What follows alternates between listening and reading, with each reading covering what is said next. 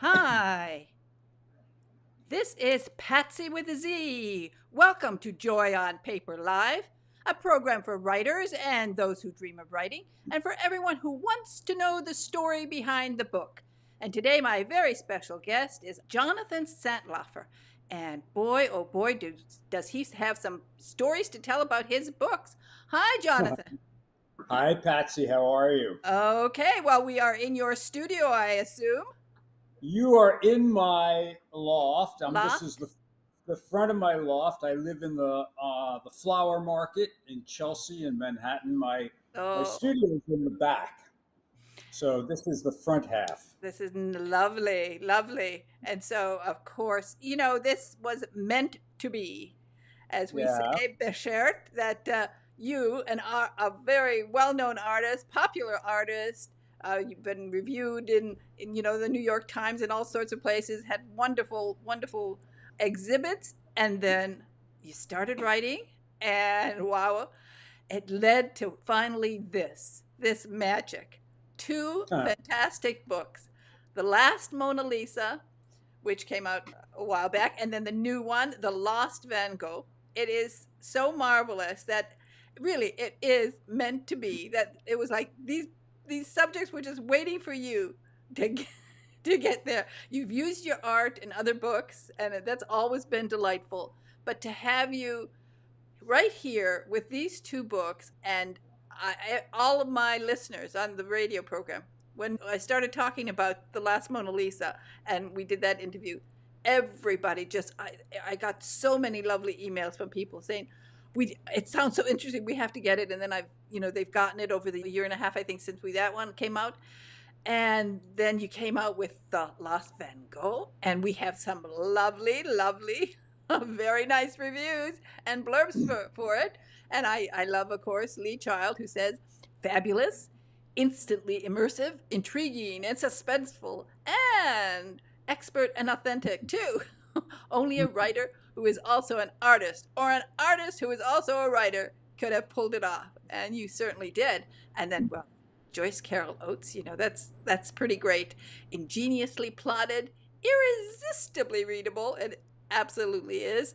And you track the history of the missing Van Gogh against a background of notorious Nazi campaign against degenerate art. So we have a lot of things here in this book, and it's really so exciting to be able to talk to you about it because I love your writing, I love your books, and wow.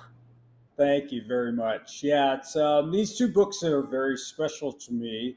The Last Mona Lisa, by the way, I had started a long time ago. I think I started it 12 years ago. And then I put it aside. Things happened in my life. I did some other writing, and I just finally came back to it. I had just put it aside. And when I came back to it, I really settled in and wrote it. And it was a big success, which was, of course, very Oh, nice. And so the publisher asked me if I would like to write. They wanted me to write a sequel. The truth is, I was already writing one because I wasn't finished with those characters or the story. Um, Although the Lost Van Gogh was, I had sort of started. It had been a very different book that I changed really in the middle of it, which is something I don't recommend to writers because it made my I started from the beginning again.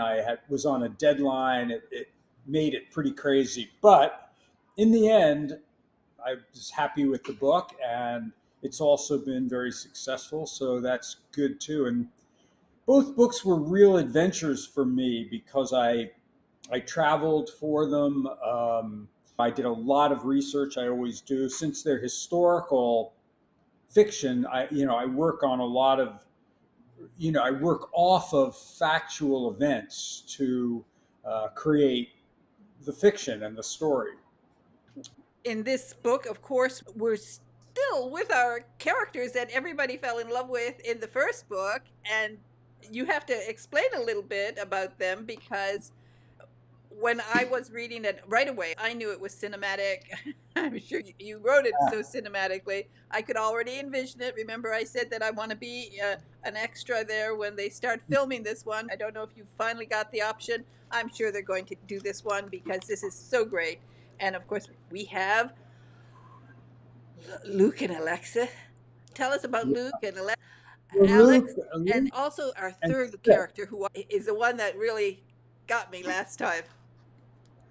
Yeah, so it's Luke Perone and his partner Alex, we call Alex Alexis, um, who, and the third character, let me just skip ahead, who you're mentioning is John Washington Smith, who was an Interpol art analyst. And he, in the last book, in the last Mona Lisa, he's actually tracking Luke, who's gone back to Florence to find this diary that his great grandfather had written in prison. I should point out that Luke's great grandfather in the novel is Vincenzo Perugia, who is the man who stole the Mona Lisa, the actual thief who stole the Mona Lisa uh, back in 1911.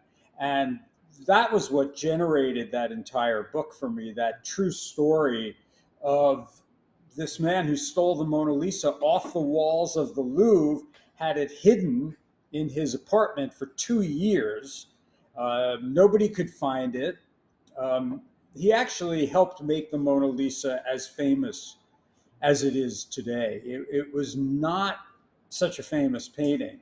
So all of those people are back in the Lost Van Gogh in somewhat different capacities because Luke and Alex met in the last Mona Lisa. Now they're living together in Luke's loft on the Bowery. Luke is a painter, and Alexis is an art historian. Her father, it just so happens, is a notorious art thief whom she is estranged from. He played a part in The Last Mona Lisa, and he plays a part again in The Lost Van Gogh.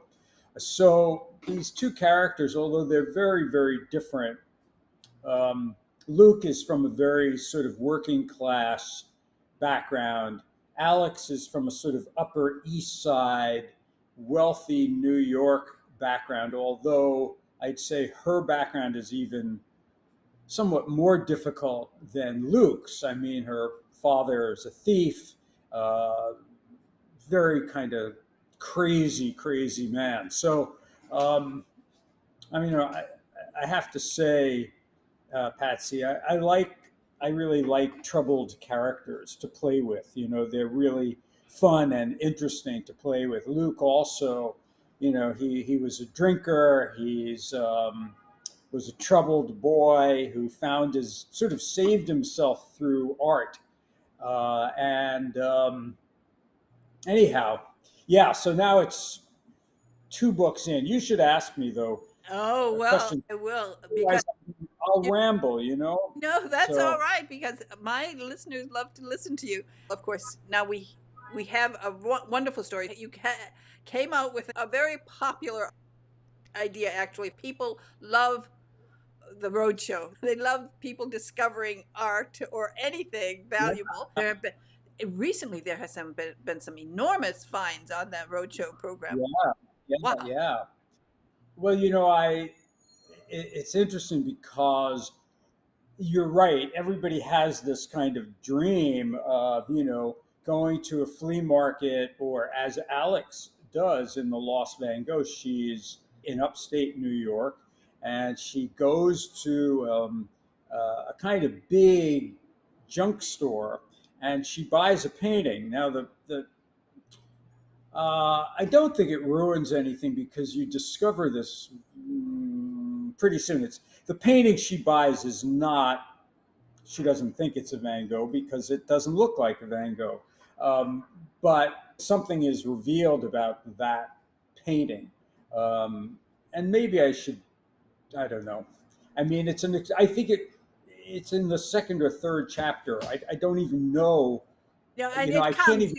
I mean, we know something's going to happen. I mean, we know we're going to be after a Van Gogh, but the story, how you bring it out, how you introduce the characters and the subject, of course, makes it exciting. And there is Yeah. excitement because once you have a Van Gogh, everybody wants that Van Gogh.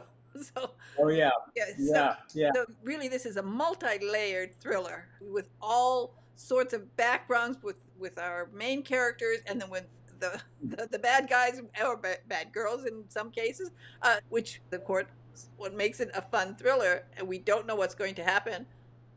I'm a big fan and exponent of a sort of complex, very multi-layered novel. I mean, both of these books, The Last Mona Lisa and The Lost Van Gogh, both take place in the past and the present, so that you keep alternating between a story in the past and a contemporary story. The contemporary story is the larger story that the reader is following, but it's interrupted by a story in the past. The stories in the past in both books are based on true stories that interrupt the current fictional story that I'm writing. That's really fun for me to be working off of a true story, also bouncing back and forth between the past and present, these multiple points of view.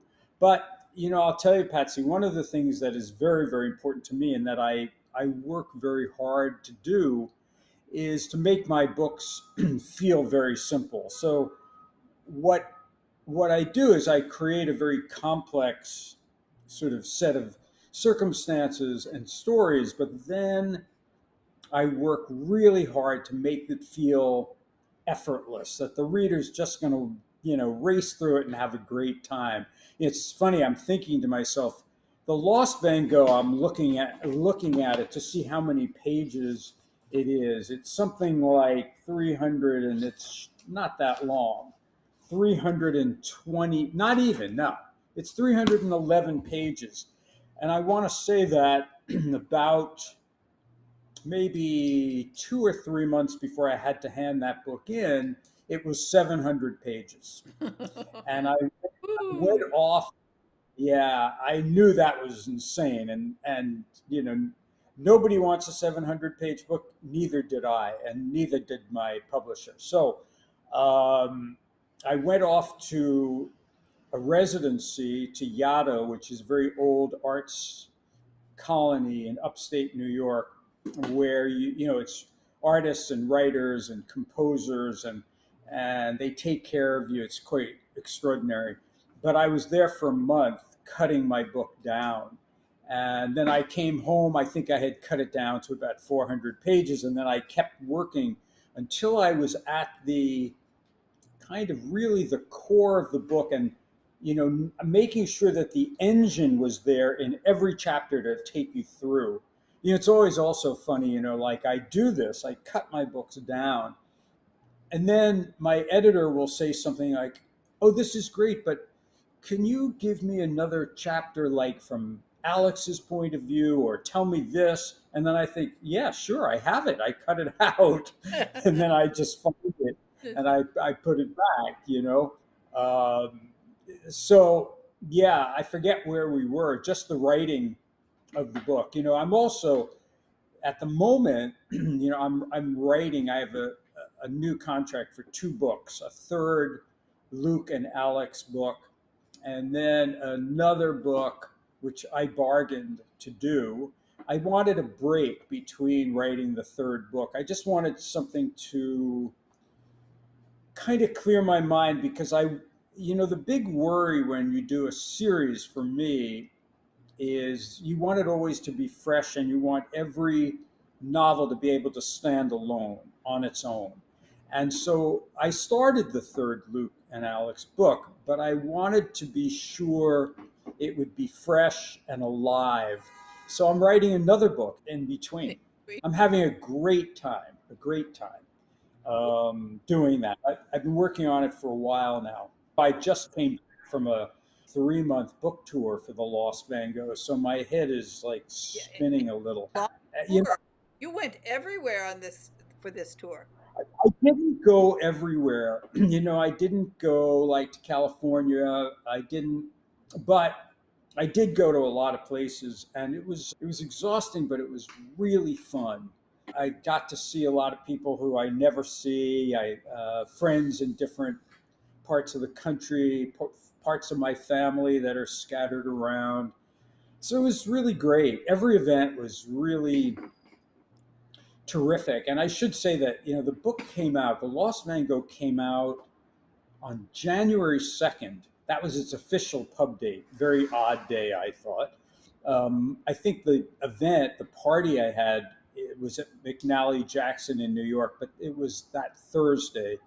And then I left, and then I went on my tour. But the great thing was that literally 2 or 3 days after the book came out, it was on the USA Today bestseller list.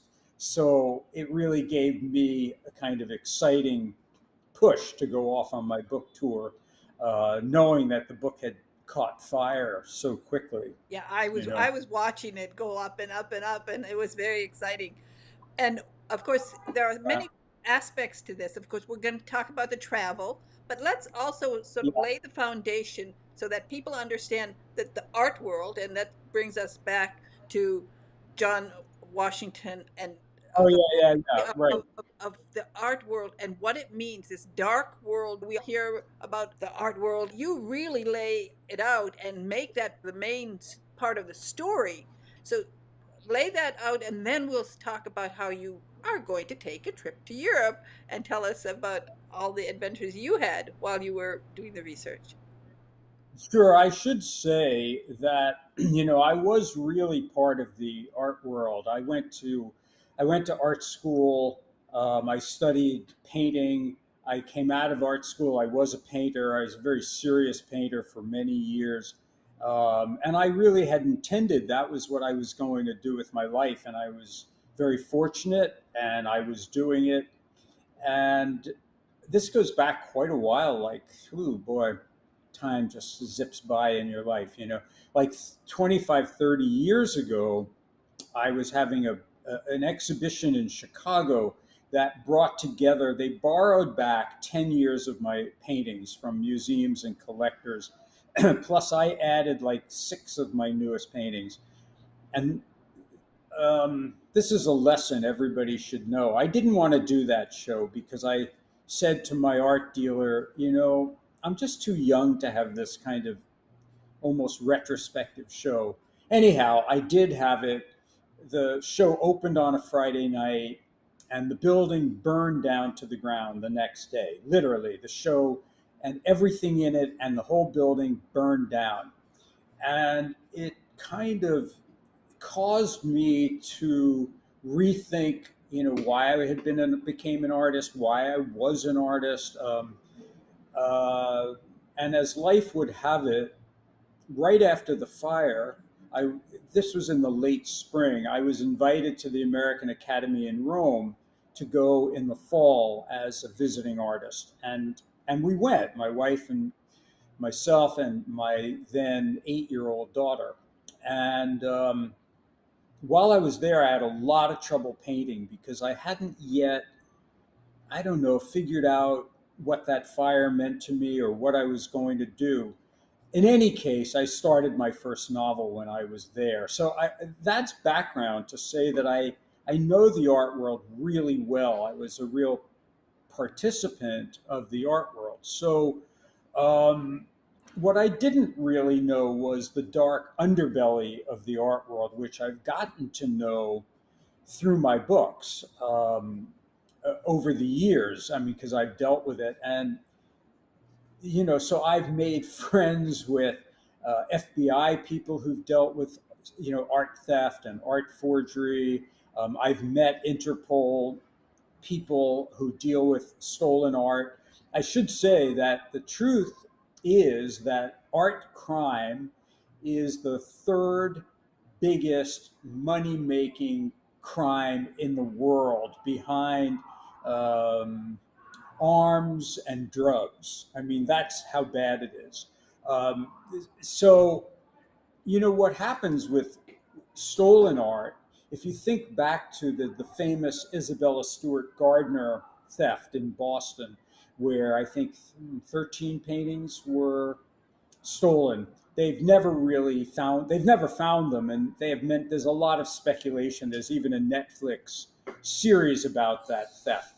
But the FBI agent I've talked to, also a guy from Scotland Yard, they all say this is a very sort of typical combination of what's known as a commissioned theft. That is, somebody wants those paintings for a reason.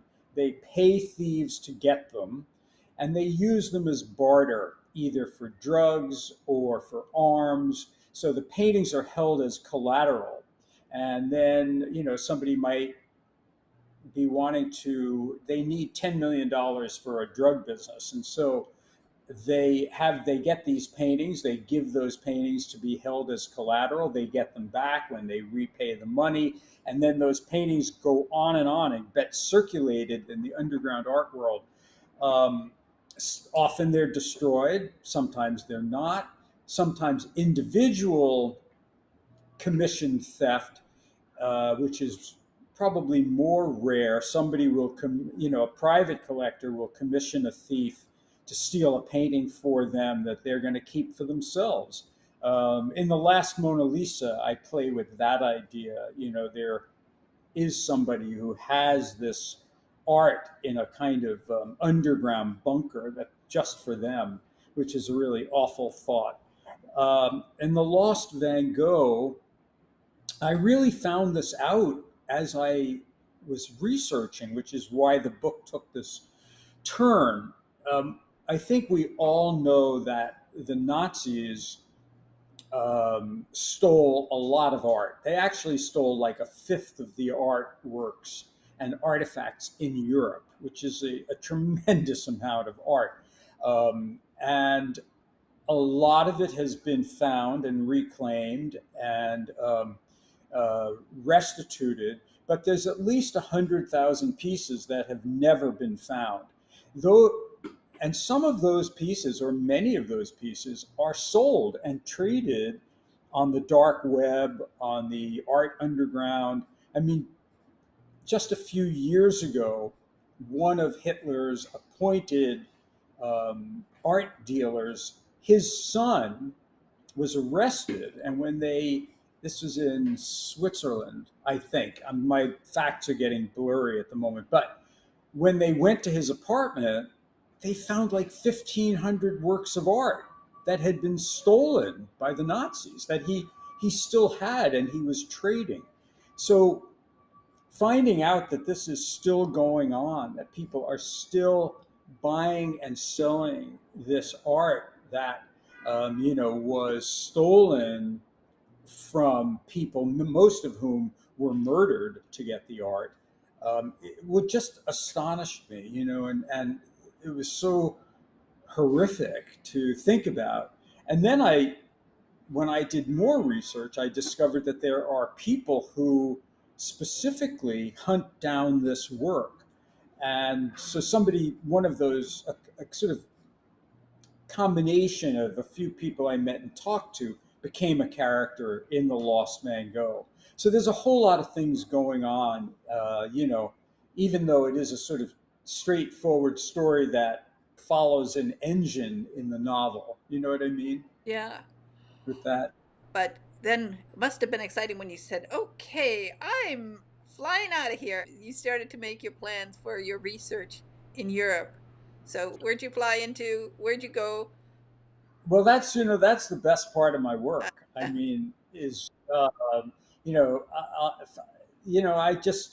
I feel the following. I would say this to any writer: you may think you can write about a place without visiting, or it's not possible. You're going to get it wrong.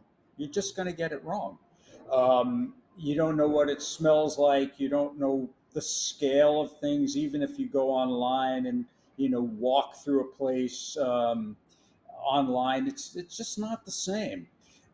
So I'll tell you. I'll go backwards for a second. So for the last Mona Lisa, the book was pretty much finished, and my agent, who is also my first reader. My agent was a Random House editor.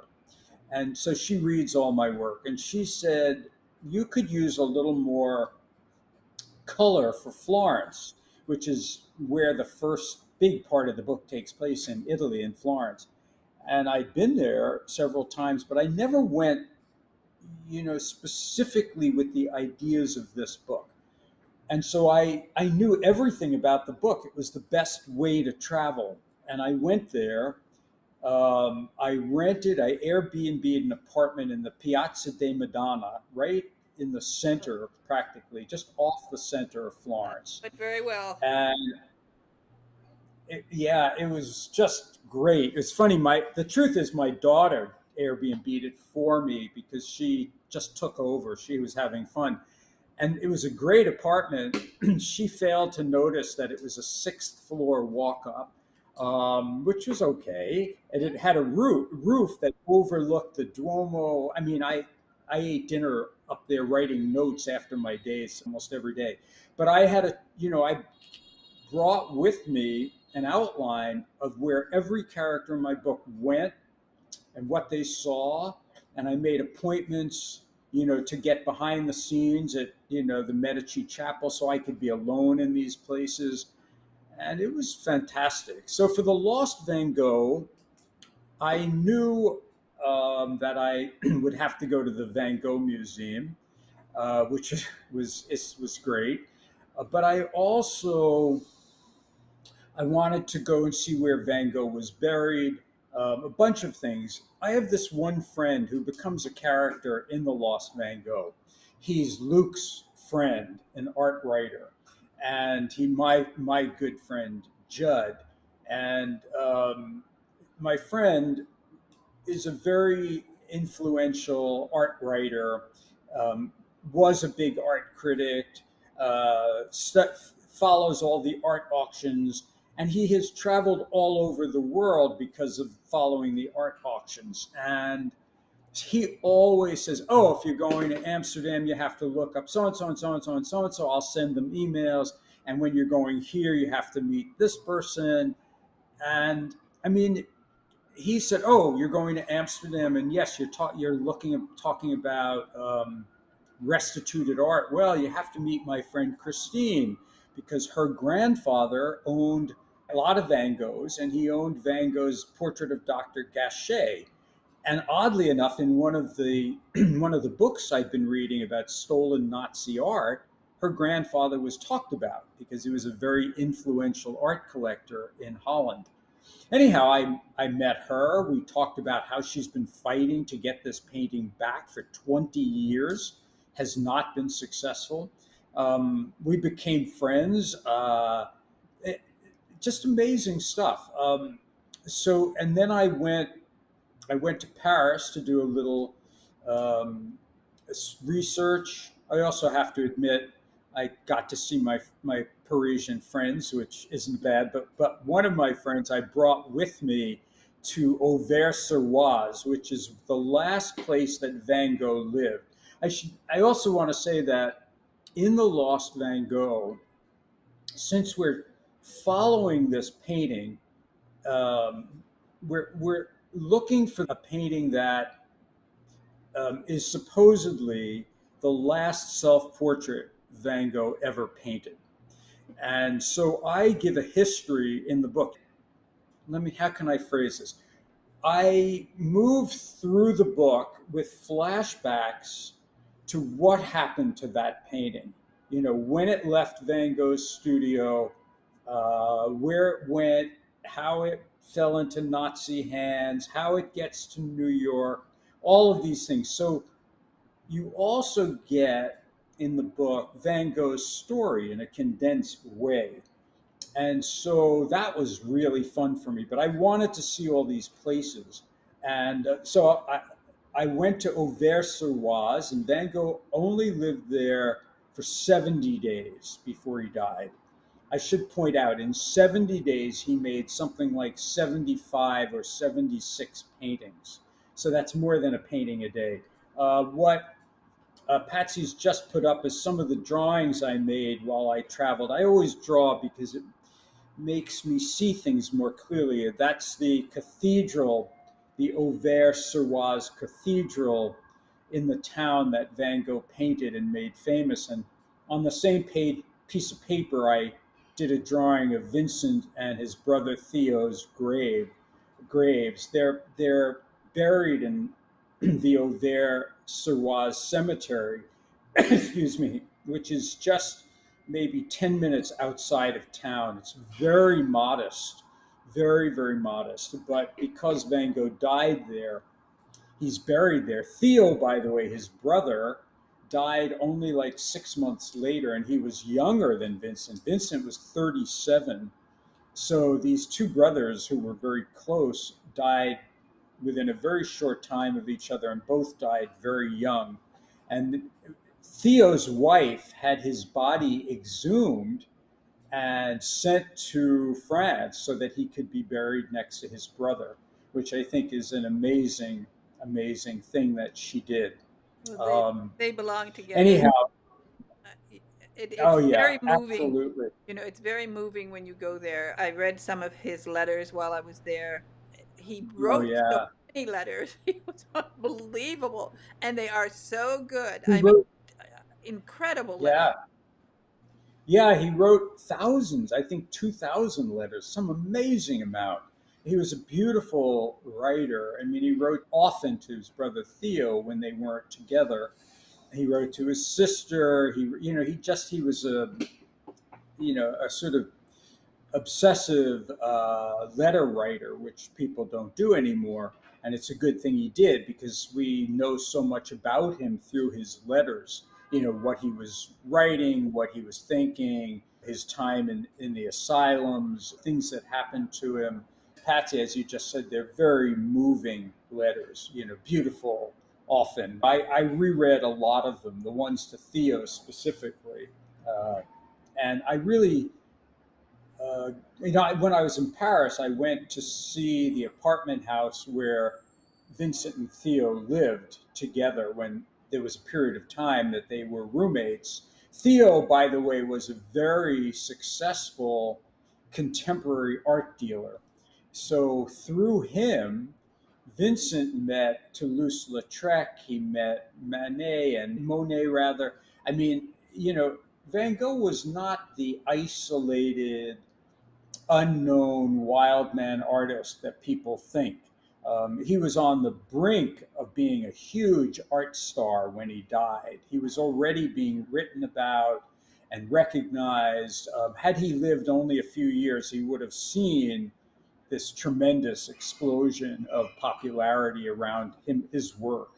Um, so I just think it's a sort of fascinating Yeah, it's thing that heartbreaking his that he didn't live to really realize how much his work was appreciated and what an impact he made in the art world. In many ways, he changed. well, he did change it. He's tremendously influential artist. He's our sort of quintessential expressionist artist. So, you can look at German expressionism and how that, and the Blue Rider group and how that influenced Van Gogh, and then how Van Gogh influenced expressionist artists after him, and people like Willem de Kooning and other Dutch artists who came to New York and was one of the founding members of the New York School and abstract expressionism. Van Gogh is still this enormously influential artist, and also one that so many people love because we know the emotion, we know the sort of sadness in his life and the tragedy in his life. Um, Also, those paintings, they're so, when people see them, you can see his paint, you can see his brush. It's really thick and loaded, and it's just like they're like sculpture, and you can feel all of his sort of the feeling and emotion behind every brushstroke. And I think it's why people love those paintings and relate to them Oh, they're so so much. they're vibrant. Yes, They're it's very, very alive. I knew he was an artist that I wanted to use. I mean, I could have used any artist really, But Oh, but this is for this story, oh, these are sketches that I made going through the Van Gogh Museum. So there's excuse me, allergies, not a cold. Um, you go into the Van Gogh Museum down an escalator, and you're in this big room that's all self portraits. And I went through it, I looked at it lots of times, and then I went and I did these sketches on the same piece of paper of different, so they're my sketches of Van Gogh's self portraits, of the way he saw himself. Um, and again, one of the reasons I do that is because I was trained as an artist, and so I see the world more clearly when I draw it. I just I do. So and then I take them home and I do other drawings and I look at them, and yeah. So it's sort of the way I think. well, Um, you capture it, and when I look at this, I imagine how excited Luke and Alex must have felt when they realized maybe they have a Van Gogh. It's a real Van Gogh and not a forgery Van Gogh. This is what you accomplished in the book. You make that really exciting, that point. And then all the way yeah, through, we're thinking always, is it real? Is it not real? We don't know. And you take us on this this really rush of a trip with everything that's happening in the dark world. And of course, we will talk about Amsterdam because it also takes us to some places that you visited there. So tell us about mm. Amsterdam. Well, I had been to Amsterdam once when I was very young. I was a teenager, and it looked totally different to me. As Luke has never been to Amsterdam, and so it was interesting for me to come into Amsterdam and try and see it for the first time, which almost was the first time, and to use that for the way Luke sees it. And one of the things he says, I think, if I remember this correctly, is that he always imagined Amsterdam was like small or kind of precious, and it's not. It's a big bustling city. It's beautiful, really beautiful, and um, but it's very cosmopolitan, very sophisticated, and crowded, very crowded. Like buses, taxis, cars, 8 gazillion bicycles, all going, trolley cars, everything's going at once. Canals, it's kind of like the Venice of Holland. It's very, very beautiful, beautiful city. Um, I will tell you that. So a different connection is, so I have these artist friends in California, in Los Angeles, and they said, "Oh, you have to meet these sort of friends of ours and who live in Amsterdam." And so I got in touch with this couple, and they invited me. It was Easter Sunday, and they invited me to, on that day on Easter, they had rented a big boat to go through the canals with their friends, and they invited me to go. So of course I said yes. And they had a band on the boat, this funny, funky band, and we had wine and stuff. But so I got this amazing view of Amsterdam from which anybody can do, go on, a tourist boat, but on this private boat. I didn't even know these people. But what happened was I was sitting on the boat for, I was moving around, but I sat for a while talking to this guy, this young guy. And when we were about to leave, he said, "Do you want to go have a drink?" I said, "Yeah, sure." And he said, "Well, come to my bar." And he owned a bar.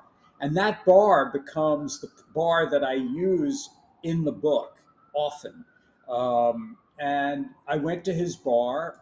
I hung out with him and some of his friends. And then I started going almost every day, like around 6 o'clock. I'd go to, after my long day of, research and looking at things, I'd go to his bar and have a drink.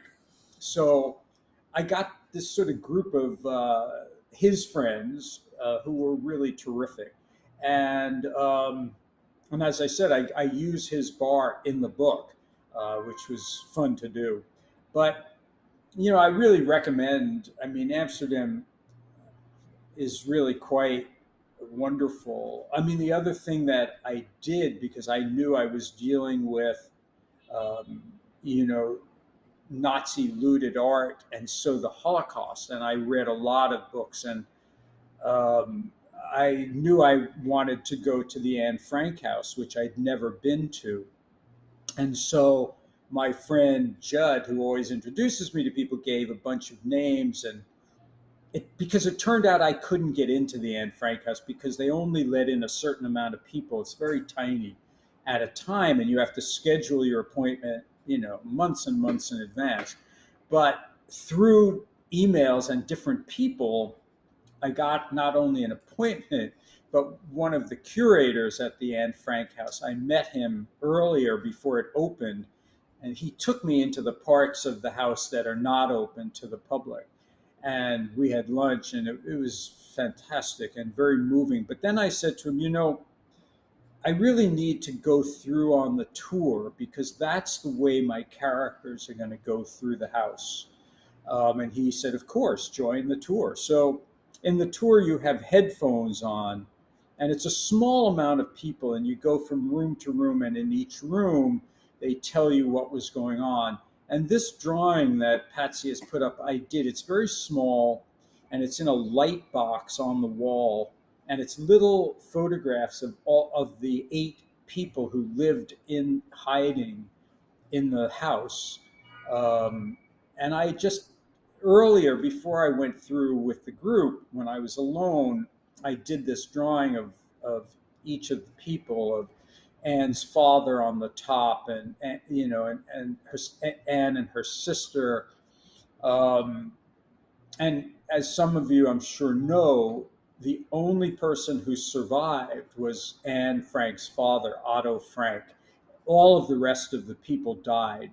They were discovered. Somebody actually kind of, exposed them, and they were arrested right at the end of the war, and they were sent to concentration camps.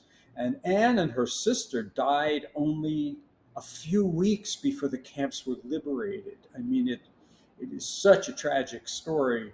Um, but Anne, as we know, kept this extraordinary diary. The mayor of Amsterdam at some point made some announcement where he said to people, you should all be documenting what you're living through because this is going to be a historical moment of major importance. And Anne, who had been writing a diary and who wanted to be a writer, heard the mayor say this, and she started rewriting her diaries. It becoming the diary of a young girl that we know, in which she writes to this imaginary character. Um, and the diary was saved by one of Otto Frank's workers who worked for him. They were living in a hidden annex in the house that Otto Frank had a spice company. And one of the workers who hid them and helped them, found Anne's diary after she was arrested and gave it to her father after he was liberated from the concentration camps.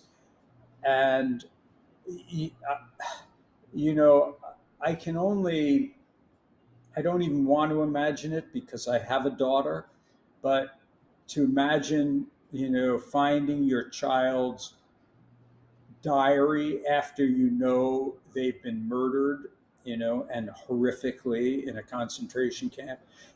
And Anne's diaries are very personal.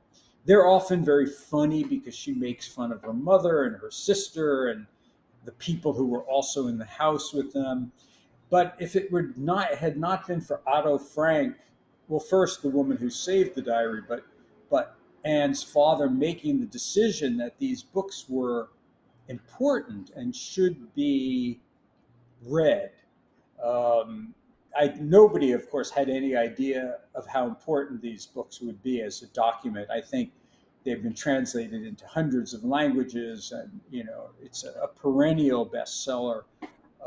So, and it's quite an experience. I know people who went many years ago before it was turned into a museum, and it was difficult to see. Now it's very beautifully Yeah. memorialized. Yeah, I was there Before, before. Yeah, before they did all this, what they've done now. I knew I wanted this scene in the Anne Frank house, but I also, again, I'm speaking to writers and to readers when I say you can't just have a scene somewhere because you want to or because you like the idea. That's not going to work. It has to be integral to your story. It has to make sense. It has to be tied to the action. So, Luke and Alex go through the museum. They actually go through the museum after they've had this huge fight. But then they meet this woman who takes them on this other very important part of their hunt for the painting. So I used that place because it is so loaded with memory and with uh, tragedy, but I didn't just use it. I mean, it had to. I knew it had to be a part of the story. It would be natural for any young people going to the city, especially if it's their first time. I mean, you would go there. Everybody would go there. That's just something, it draws you. Mm, And of course, in this case, this idea that there might be something to do with the Nazis, you definitely want to go there. You'd need to feel that just as you needed to feel it. And I mean, I remember the first time I went, and yeah, that was before they did all this stuff with the earphones, but that was before. It was very intimate. I cried, and I yeah, mean, it was so emotional. And it's an important part of your story too. Just like your visit to the museum to see the night watch is also an important part of the story. yeah. Thank you. Um, using Rembrandt's. I'll just it's described in the book because Luke is meeting somebody who's going to tell him something important, and I said it. Uh, at the Rijksmuseum. And the reason I chose the Night Watch, Rembrandt's painting, is because that's a painting about basically civil guardsmen, people defending their town. And I wanted to hear all that noise. I'm sorry. No, we're I have a that's New fire. York. That's New York. Fire. New York, New York. It'll go by in a minute. Yeah, that's all right. I love the sound of New York. Well, I can see the fire engine going by on my through my window. There goes another one. Yeah. Oh, it's a real. Several fire engines going by my street. So it's interesting. Very rarely do actual fire engines go down my street because my street is the flower market in New York, and it's a very crowded street, but not at this hour because now it's 5:30 in New York, and these are all the retail florists, and they've all closed by 3 or 4 o'clock. So the fire engines can get through. Otherwise, they'd never get through this street. But yeah, so the Night Watch made sense to me. It's a stupendous painting, just amazing painting. I knew I had to use a painting that made sense to the story, that had something to do with my story in the novel. Again, and I say I've taught writing for many years, and I always say to my students, everything you put in a book has to have a purpose. It can't just be there. You can't just throw something in because you want to, because it's fun for you.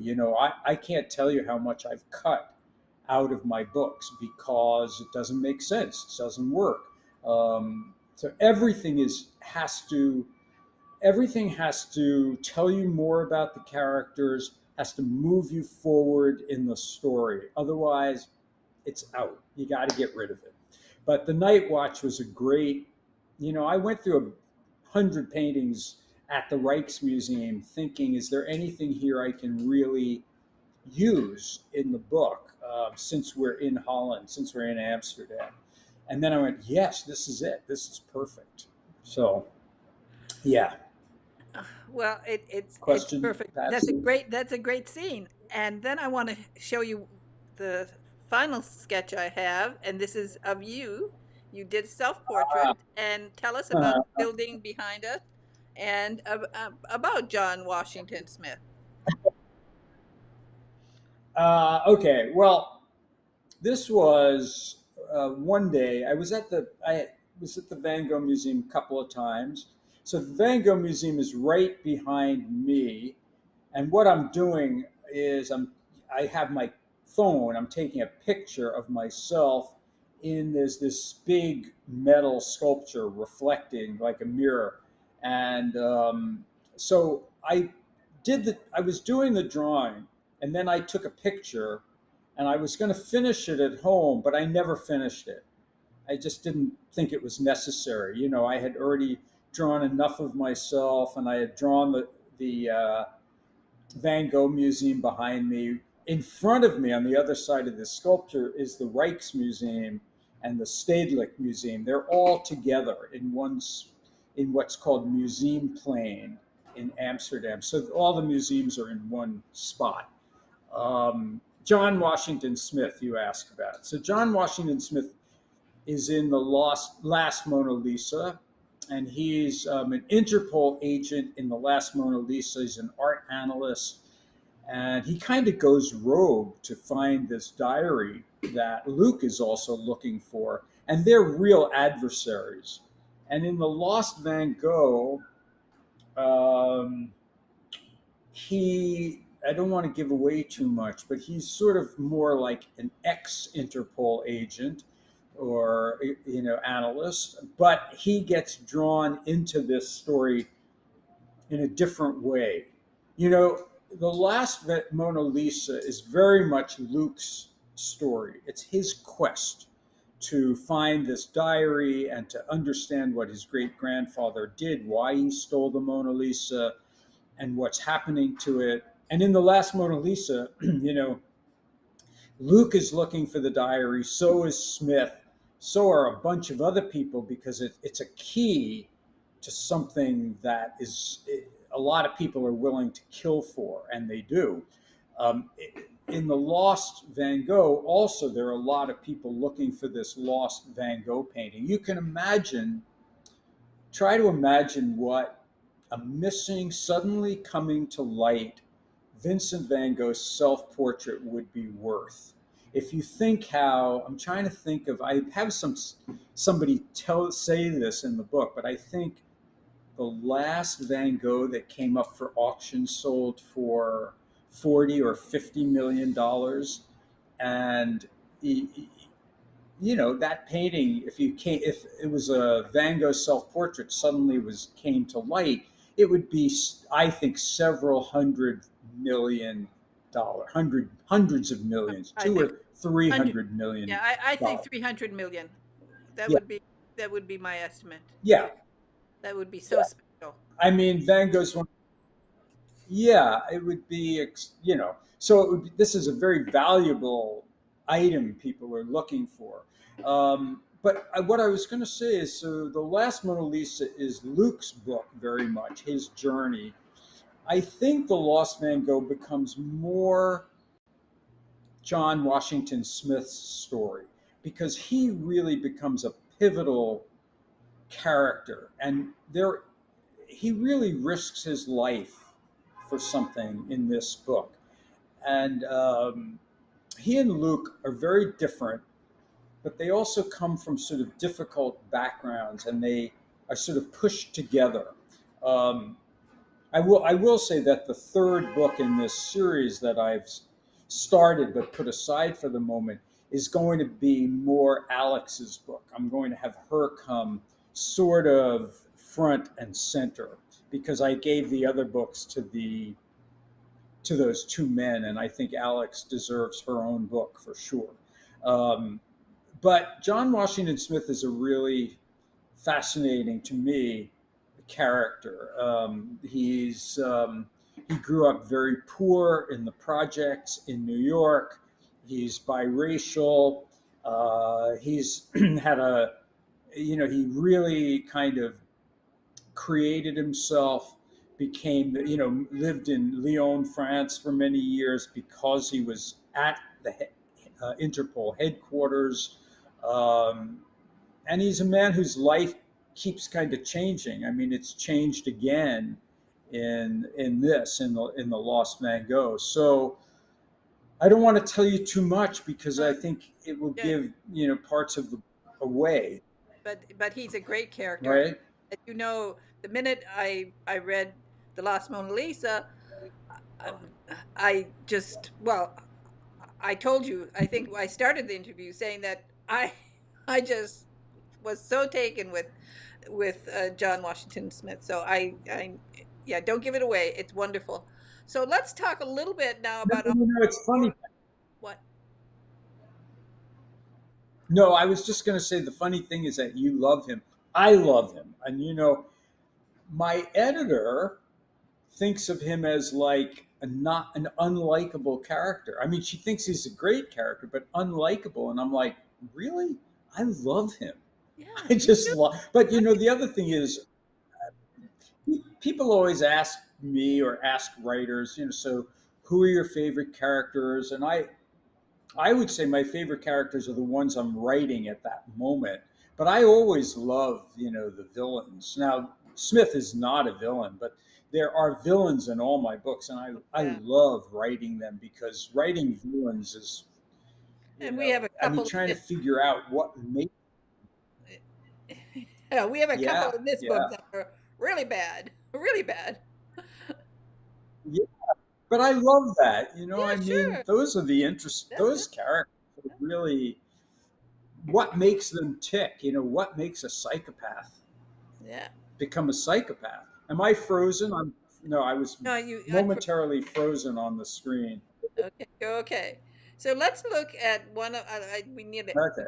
We're talking so much about Van Gogh. Let's look at one of his paintings, and then we'll show the photographs that you took of several things. So as I said, his words are always so wonderful. He wrote so beautifully, and um, I hope that people will also I think when you use a lot of quotes in the book, which I love. So you do use I his do words, periodically, yeah. and You know wow, what that painting is that is the Yellow House, I'm pretty sure, in yeah, Arles it is. that Van Gogh bought and restored. So it was in a very bad section of town, very near the town brothel, and it's where Gauguin came to live and work. Van Gogh had this notion in his head that he would create this kind of art colony that artists would come and live and work together. And he invited Paul Gauguin, who came for a while, and the two of them just couldn't get along at all. I mean, they fought constantly.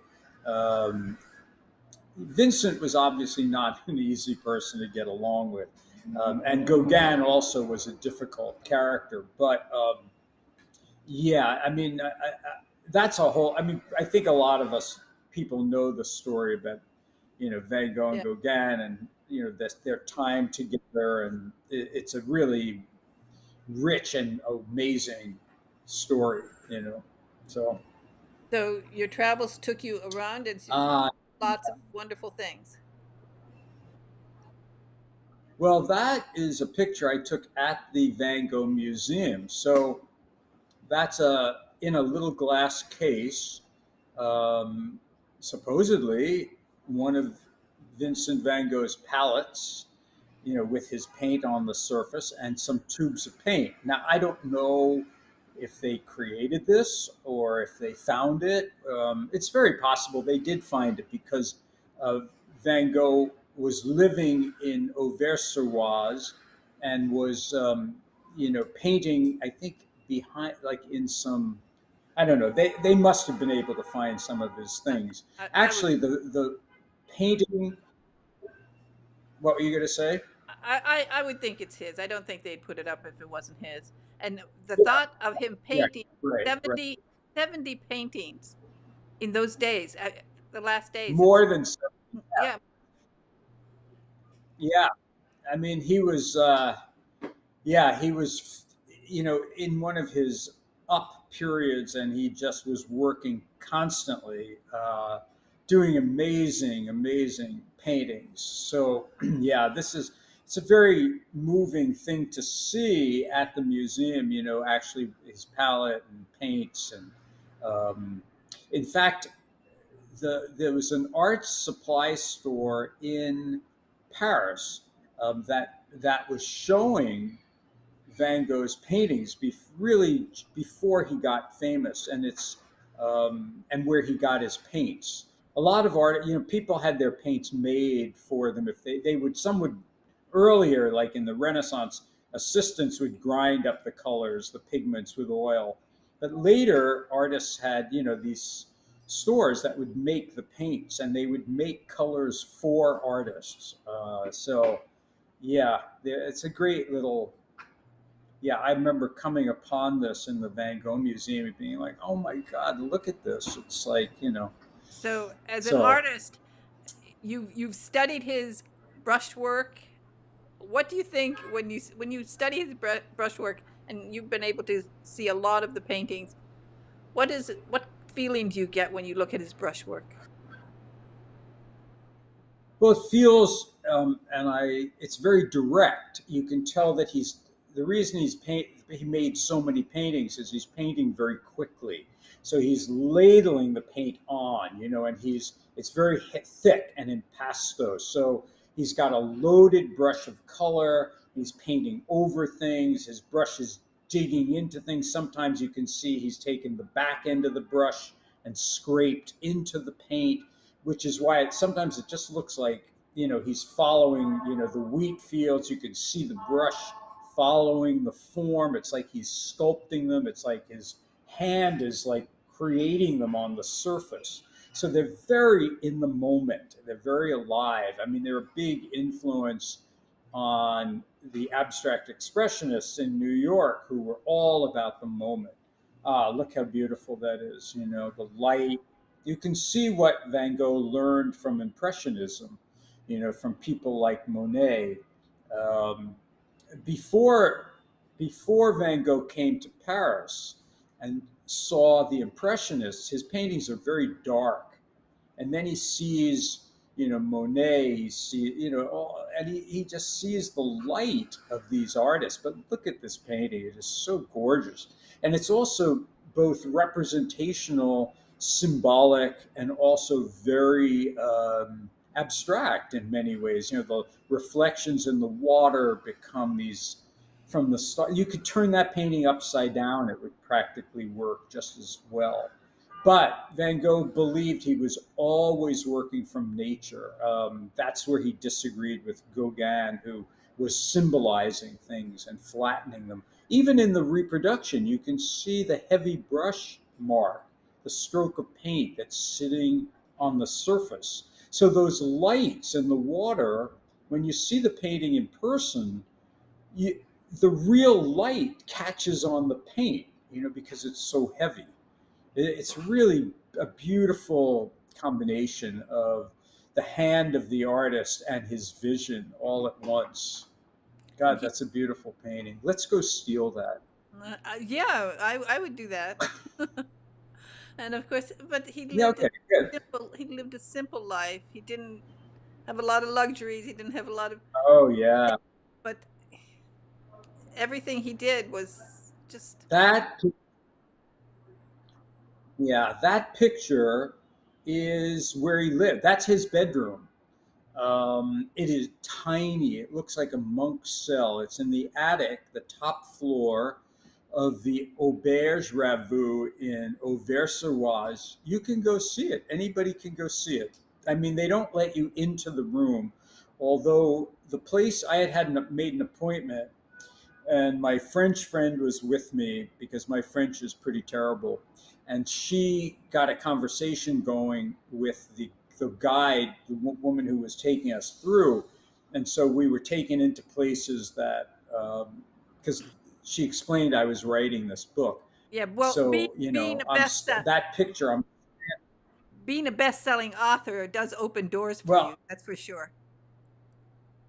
they don't know. Yeah, but I don't know. I mean, Oh, the other thing is that I tend to be a pretty friendly guy. So, I talk to people, and they often will allow me to, like this. So this woman, the guide, allowed me to go stand in Van Gogh's bedroom, oh, which was just like kind of amazing, yeah, just it is. amazing It to is. me. Well, I mean that's what a good Yeah, author does. A good writer, when they're doing research, they meet people, they they have you smile in a certain way, and you let people talk, and it's amazing how much people love to share their stories and their ideas. That is a way to become a really great writer. yeah. You're absolutely right. I mean, I tend to, I spend a lot of time alone because I write and I draw and so I don't talk, but I'm a chatty person.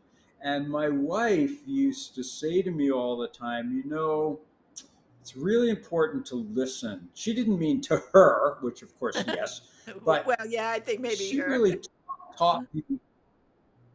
Yeah, maybe her, but she really taught me to listen to people, which I think is very, very important.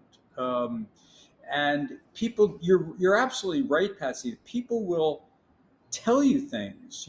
I've learned now to ask a lot of questions. I ask people about themselves, about I'm you know, well, how did you come to be working here? What are you doing with this? And, like the people who become my kind of references, like certain policemen in New York, or, FBI, retired FBI guys that I've become friendly with, or this, retired Interpol man who I've gotten to know.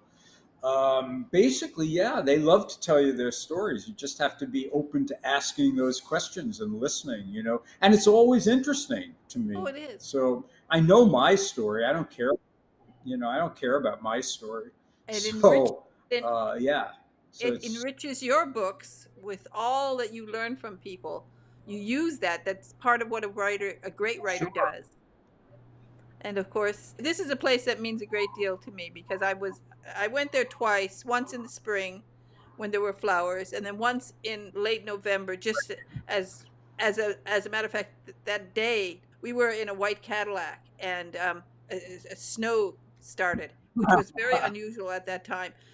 To be there in the spring when the flowers are there, and just to be there, it's very moving. Yeah, it's beautiful. Yeah, and it's a very beautiful town also. And it's like an hour from north of Paris. So Yeah. it's really, yeah, it's an easy, beautiful train ride, and very, nice place to go. So, yeah, if you find yourself in Paris, take an afternoon and go there. It's wonderful. I mean, so I went with two of my French friends, which was good because, and of course, they never let me speak because they think my French is horrible, like most French people I do. know. And but then they helped me get into, so anyhow, It's yeah, been it's always great talking to you. Well, it's wonderful So, talking to you. The book is doing so well. I mean, I know they're both going to be optioned. They're going to be on one of the streaming stations. I knew it when I started the Mona Lisa. I think I was maybe 5 pages in, and okay, that's it. And then after that, my mind takes over, because having worked on scripts and seen the process, when that happens to me, mm, for the rest of the book, I was actually in the movie. I know I was reading, and I kept saying, good. "Oh, this is great writing," but then I'm in the movie, and I just was took my breath away. Good. I think that I try and write. Well, thank you so much. I try and see everything I'm writing, so that I want the books to be very visual. So, that I think the reader should be seeing it and along with you, and going into things and through things and visualizing. And And I mean, that's the great thing about a book, that it allows your imagination to to go there, to go inside that world, And of course, reading both Anyhow, books, you learn a great deal about the art world, you learn about history. There's so much that's there, but as you say, you blend it in, you make it just a part of the story. And I remember, I think it's chapter 41, oh, where you're writing about burning paintings. And I thought about you oh, 25 years before, and I thought, was that a painful scene to write? Because it was very real. It was very hard hitting, that scene where you're writing about paintings being burnt. yeah. I mean, I was, it's something the Nazis did. They burned art and books. They stopped burning art when they realized they could sell it to help support the war effort. But, you know, yeah, I mean, these things are just historical truths. And, I just wanted to talk about, what had happened because the book is tracing this valuable object that might well have at some point, had the Nazis not recognized the worth of, let's say, a Van Gogh, which they considered part of what they named degenerate art. They would have possibly destroyed it. So, they did destroy quite a bit of art and certainly a lot of books. So, um, yeah. So anyway, I was it personally painful? No, not really. No, because when I'm writing, I'm in my world. Like just trying to make that scene to feel it and visualize it in words. So. Well, So I hope people enjoy the books. I always like talking to you, PatZi. I hope I didn't talk too much. no, not at all. Not at all. So Wonderful to talk to you. And of course, people can go to your website. And one of the reasons you they too. go is that you have more of your artwork there. Yeah, I haven't updated my website in a while because I've been so busy, but I will, and I hope people go. And what I always say is that I hope you enjoy the books. That's what I want people to go on this, take this journey with me for themselves. So thank I, you very much. It's great to talk to you. well, I started this Joy on Paper Live so that my radio listeners could see the authors. And in this AI world, I think it's great that they see that books are written by real people. We're Yeah, we're very lucky that you've come to these stories, and I'm looking forward to the third one. And when you're ready to announce the options and when you're going to have, come back to the program and let's have another talk, okay? I will anytime. Thanks a lot, Patsy. Okay, Nice, nice to see you and to chat. thanks. Bye. Wow, that was so much fun to talk to Jonathan again. And as I said to him, and I always tell all the authors, one of the joys, really, and this is for all of you, whether you're a writer or you're just beginning, it is such a joy to actually do the research, get out there, meet people, and get really deeply involved in your story, because then you can really bring it to life. And I think what Jonathan's done here is fantastic. And the great thing, of course, is he did a trip to Europe. And I thought perhaps you'd like to see the map so you can see where he traveled. And also, since we talked about the night watch, I thought you might like to see that. So here's a little bit about that, and then I'll be right back.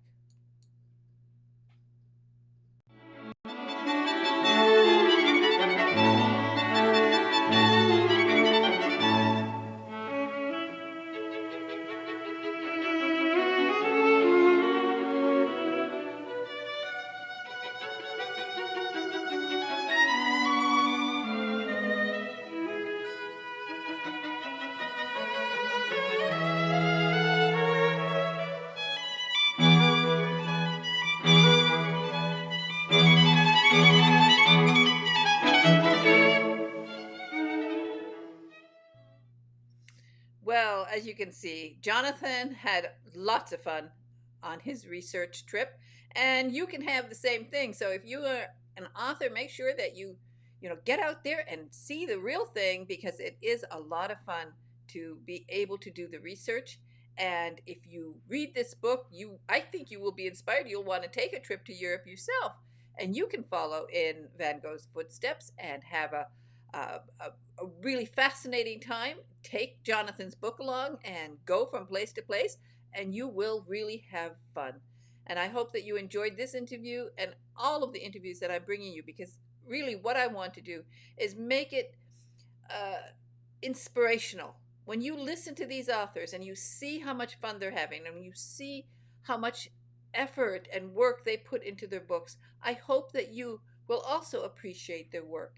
And one of the kindest things you can do for an author, if you have a favorite author, if you read a book that you like, do a review on Amazon, because it is so important.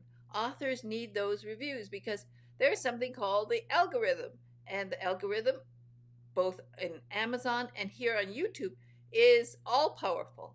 And just as authors need reviews on Amazon, I need you, please, to subscribe to this channel and then like it and comment and share, and especially comment, because I really like to hear from you. I'd love to know what books you're reading.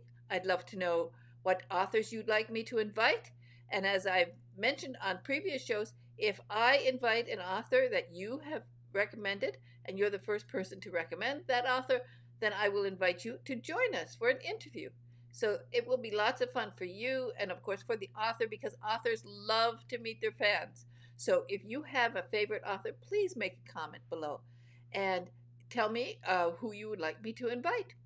And meanwhile, again, if I could just ask you, please, please subscribe. It's really important. It just takes a second, and we want to we want to beat the algorithm, and we can do it with your help. So all you have to do is subscribe and then make a comment, and I hope that you'll also share it with your friends so that they also can discover authors, and also because I'm going to be interviewing a lot of agents and publishers, uh, how they can find an agent and how they can find a publisher.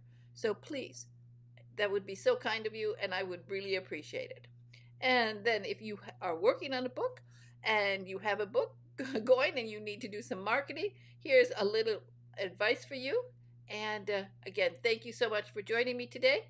And it has been a joy for me to bring this interview with one of my favorite authors. Jonathan Santlofer is fantastic. He's a wonderful person, and I hope you will enjoy both of his books, the both the Mona Lisa and, of course, the Last Van Gogh.